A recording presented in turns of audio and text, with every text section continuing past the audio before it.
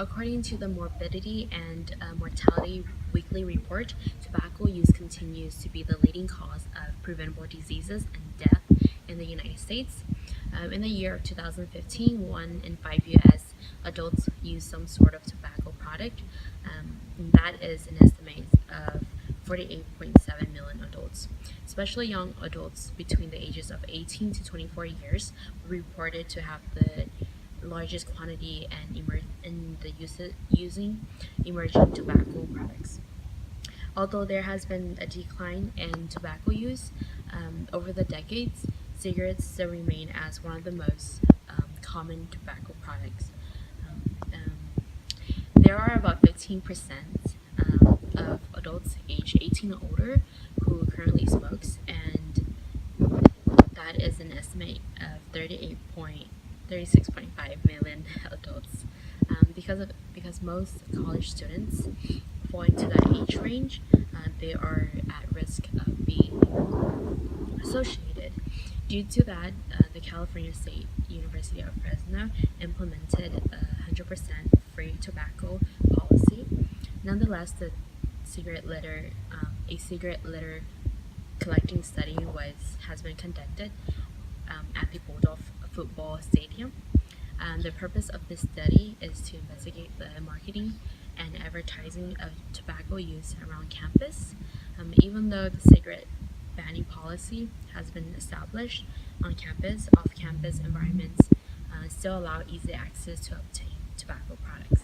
Implementation of a tobacco-free policy across the California State University Fresno campus is a necessary and pivotal initiative which will aid the health of students, professors, and every other body on our campus. In order to help enforce this policy, shops surrounding the Fresno State campus should join the initiative by dropping tobacco-related products from their shelves. Considering the role of advertisement and the uptake of tobacco use by these small businesses would be central to the health of the campus population. With tobacco use being the leading cause of preventable death across the United States, this is a small step towards lessening the number of tobacco-related deaths that we see today. The problem here is that out of 6,000 plus related college campuses across the United States, less than 800 are smoke and or tobacco-free. A study in 2011 found that only 70.8% of the college population were able to report having never smoked a cigarette. The fact that tobacco use accounts for more deaths than HIV, AIDS, alcohol, motor vehicle crashes, suicide, and various other causes of death combined illustrates the idea that something needs to be done. More specifically, cigarette smoking alone is responsible for more than 480,000 deaths per year, just in the United States. Even if nothing can be done about the amount of people using tobacco outside of the college campus, at least these campuses can put an end to the amount of people who will be affected by tobacco use on their campuses. In the past, campuses have adopted policies which limit the area where the campus population can use tobacco to certain less trafficked areas throughout campus. However, with education on second and third-hand smoke on the rise, more and more campuses have begun to cut out any and all on-campus tobacco use with the implementation of anti-smoking policies. In 2004, the World Health Organization conducted a study which found that secondhand smoke alone is responsible for approximately 600,000 deaths worldwide. Almost 14 years later, this number has surely risen. The issue now is maintaining and enforcing these policies. Although California State University Fresno implemented an anti-tobacco policy throughout campus starting on September 1, 2017, which banned the use of cigarettes, e-cigarettes, cigars, snuff, water pipes, hookah, chew, unregulated electronic nicotine delivery systems, and any other non-tobacco products, these items and substances are still prevalent around campus. Even after a stadium-wide cleanup of tobacco and related products on the day before policy implementation, waste products from these items are still being seen 3 months later. Before the anti-tobacco policy was enacted early this school year, CSU Fresno was a smoke-free campus, with the exception of designated smoking areas. Smoke-generating tobacco products was not to be sold or distributed on campus in any manner. This included vending machines, the Kennel bookstore, Satellite Student Union, and any other area on campus. This policy applied to all university facilities, regardless of location, owned or leased, athletic facilities, amphitheater, and other state vehicles. The designated areas were within reasonable distance for students, staff, and visitors. The smoke-free policy and campus map show designated smoking areas that was made available to all employees and students through appropriate publications and the campus website. Signs were visible at all designated smoking areas throughout campus. To give people a reasonable amount of time back then to adjust, the policy was on a schedule. On April 1st to June 30th, 2003, advertisement of the new policy and signage posts were to be placed all over the designated smoking areas. July 1st to September 30th, 2003 begins the requiring smoking to only be at the designated areas with the reminders issued to those who are in violation of the new policy. October 1st, 2003 would be the full enforcement of the new policy. As shown on the data generated by the California Health Interview Survey, or CHIS, two variables were compared.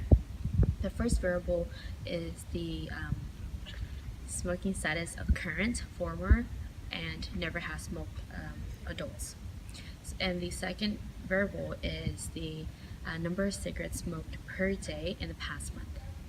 So according to the data shown, about 42% of current adult smokers smoked about 2 to 5 cigarettes per day.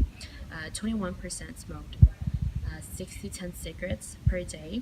20.9 or like 21% smokers smoked 11 to 19 cigarettes per day, and 16 smoked around 20 or more cigarettes per day. And as for former and never has adult smokers, there wasn't any data shown of smoking in the past month.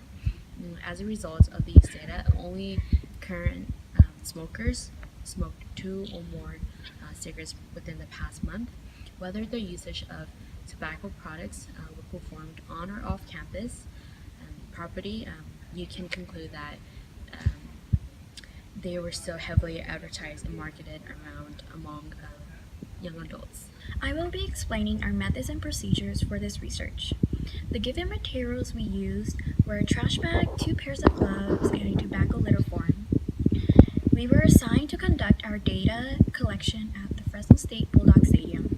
We split into 2 groups. Group 1 had the southwest field, and Group 2 had a parking lot number 26. August 31st, our first day of collecting data, Group 1 collected data of 12 tobacco litter items. Group 2 collected 36 tobacco-related items.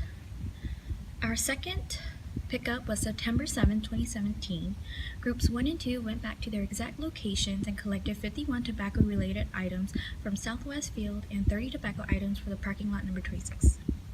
November 30th, 2017, our last litter pickup. 3 months after the implementation on campus, both group in total collected 182 in total of tobacco litter items. The results.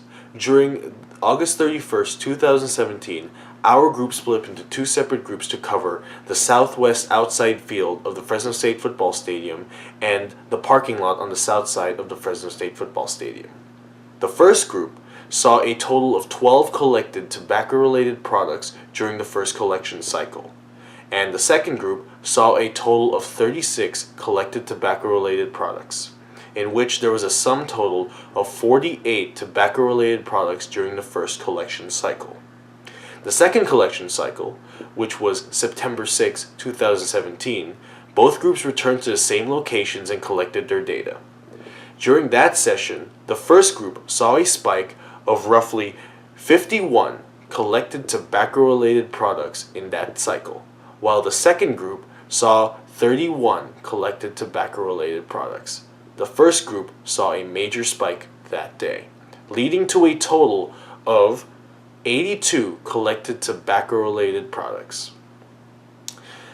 During the third collection cycle, on November 30th, 2017, which was almost 2 months after the second collection cycle, both groups returned to the same locations again.